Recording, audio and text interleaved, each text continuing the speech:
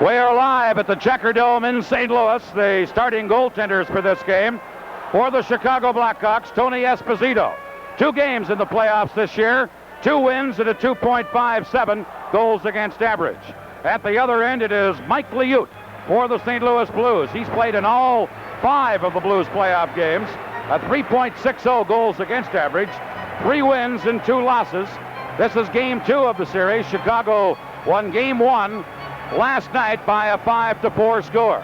Crossman stopped that. Bromveen gets it again, and Doug Wilson blocked the next shot. Here is Crossman. Doug Crossman into the center ice area for Secord. He tips it into Tom Lysiak. And on goal, he shoots. He scores! Lysiak put it by Liut on the short side, and Chicago takes an early lead on a power play goal by Tom Lysiak.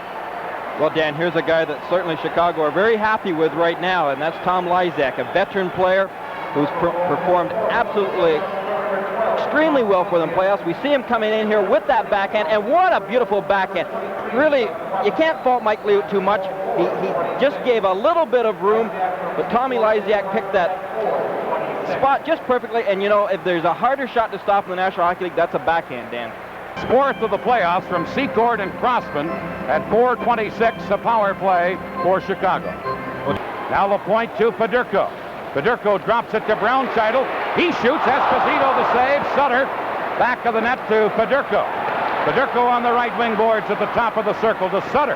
Back to Guy Lapointe. He gives it to Brownscheitel. A drive. Esposito the save. Loose puck. And Esposito and one of his defensemen come diving out and are able to cover up on it. I think it was Greg Fox who actually was able to freeze the puck. Well, Dan, I think that Greg Fox was playing as much goal there as Tony Esposito was. In fact, I think that without question that Greg Fox had put his hand on that puck to kind of draw it in close to him. But when you see those loose pucks, all you want to do is smother them. You see the replay here with Tony Esposito making that initial save, but just can't seem to get his hand on top of the puck. But that's when defensemen come in. About again, you got to beat Tony Esposito high, and Bernie Fedorko certainly realizes that. But as we said, second effort, Bernie Fedorko fell, but then he got back up again. He got possession of the puck. But watch this move that he makes. He makes that shot, but then he walks right in and puts a high shot on Esposito. As we said, Esposito wasn't really screened. We're going to see it from another angle again. That's what as a goaltender really wants his defenseman to do, to take the players out from his vision so that he can get a perfect shot of where that puck's going. And I don't really think Greg Fox was screening him in this particular situation. But again, as we said, good play by Fedorko. Makes that fake shot, even faked Fox out. Facilities for the last few minutes, and we apologize for that, and we feel now it has been rectified. During that time, St. Louis tied the game on a power play goal by Bernie Fedorko. Hold it in place, and Ed Kia will get a penalty. Well, boy, does that hurt, Dan, when you run into that crossbar, just like Grant Mulvey, as we see in the screen, ran right into that crossbar. Those are times when, as a coach, you're a little concerned about some broken ribs. Behind his own goal for Chicago. Cleared it. Jerry Hart held it in to Fedorko. Fedorko shoots. Saved by Tony Esposito. Shuttle is back after it for St. Louis. At center to Fedorko, now to Mullen, and the Blues have a 2-on-1 break. Mullen shoots. Esposito came out and got his shoulder on it. Higgins in across the line. Centers one, tipped away by Wayne Babich. And Pettersson, number 22, speeds to center for St. Louis. Jorgen Pettersson trying to go around Hutchison. Pettersson got it in front. Babich shoots. He scores! Wayne Babich on a brilliant setup by Jorgen Pettersson. Well, Dan, I don't really think Tony Esposito knew where the puck was when it came out to Babich. Maybe get an opportunity to see that again here. As you said, a good setup play by Jorgen Pettersson. Into Chicago's end zone, but he really walks right around the Chicago defense. He throws it back out in front of that net. You can well understand how Tony Esposito didn't see it. You can't see. You haven't got eyes in the back of your head. And Marsh for Chicago, number 17, comes into the St. Louis zone. Marsh back to the net, centered. Brownscheitel cleared it. Wilson a drive. Liut makes the save. Now back to the net. Here's Ruskowski. The Feemster at the right point. He centers one, a shot. Liut the save on Preston. from close in. Liut made the first move. He went down, but still was able to make the save. Clearing it over on left wing for Wilson. He couldn't get it out. St. Louis forechecking. Here's Hutchison, knocked down by Crombeen, but Gary Ruskowski came back to get it. He feeds it to Preston, who comes to center, and now play is called. And back to the play, we're going to have a penalty, and now Hutchison and Crombeen try and get into it. Hutchison comes back after Crombeen, and Hutchison is getting a penalty for Chicago. For our local affiliates, we'll pause now. You're watching Stanley Cup playoff hockey on the USA Cable Network.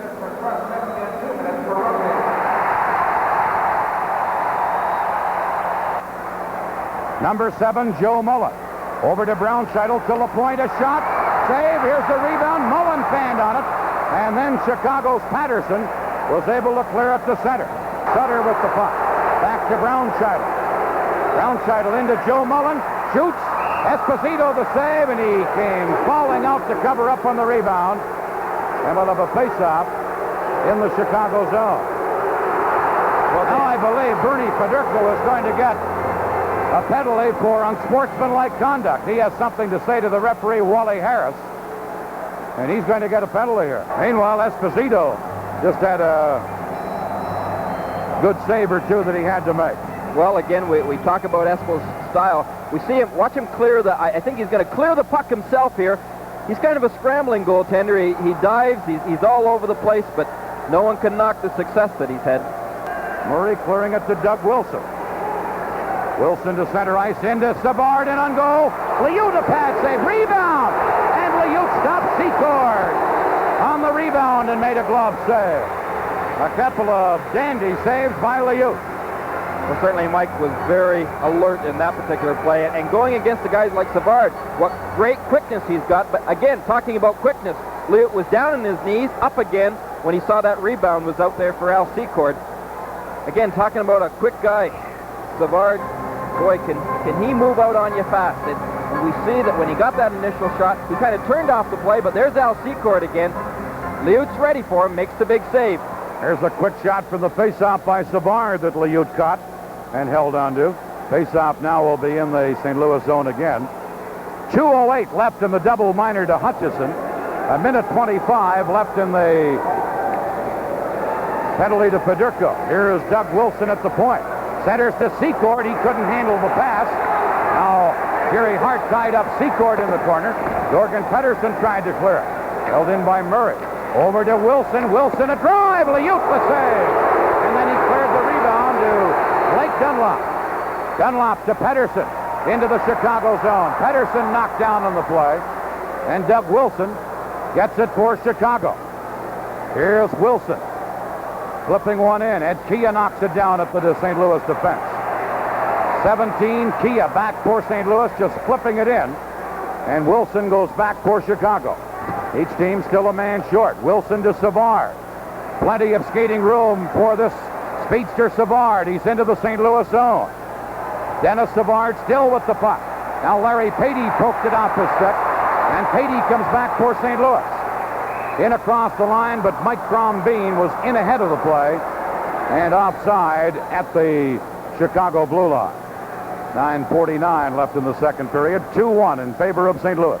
Again, there we see Larry Patey, certainly one of the best defensive players in the National Hockey League. And certainly you need that in playoffs. You're not going to have too many Edmonton, LA games where you've got 10-8 shootouts. Mostly close checking games. There's a final score posted on the scoreboard now. Boston defeats Quebec 8-4. Boston lead that best of 7, 2-0. Now the series switches to Quebec. Here's Chicago. Fox clearing one to Lysiak at center, knocked away by Patey. Now LaPointe cleared it, but here is Preston for Chicago. Into the St. Louis zone, LaPointe tying him up. And now number 6, Patey, passes to Brownscheitel, who tipped it to center. Beamster for the Blackhawks, number 32. Now Federko back on. Here's Patey stealing it. Patey over to Federko. St. Louis on a power play. Here's Mullen in front of shot, and Beamster blocked that. Now the Hawks then clear it down the ice. Brownscheitel going back to get it. 25 seconds left in the penalty to Hutchison. Here comes Paderco. Into the Hawk zone to Sutter. Sutter on the left wing side. Sutter tries to center, did to Mullen. He's checked. Now Brownscheitel over to Wilson. Shooting, and he shot it wide. And it bounces off the boards all the way back into the St. Louis zone. 5 seconds left in Hutchison's penalty. Here's Jack Brownscheitel at center ice to Mullen. Now to Paderco. Hutchison is out of the penalty box. Now Murray trying to clear it. Mullen knocked it down. Into Brian Sutter. He moves in. Shoots, and he missed by several feet. Wilson centered one, and Murray for Chicago then clears it down the ice, and that will be an icing call against the Blackhawks. We're live at the Checkerdome in St. Louis. We'll return in just a moment.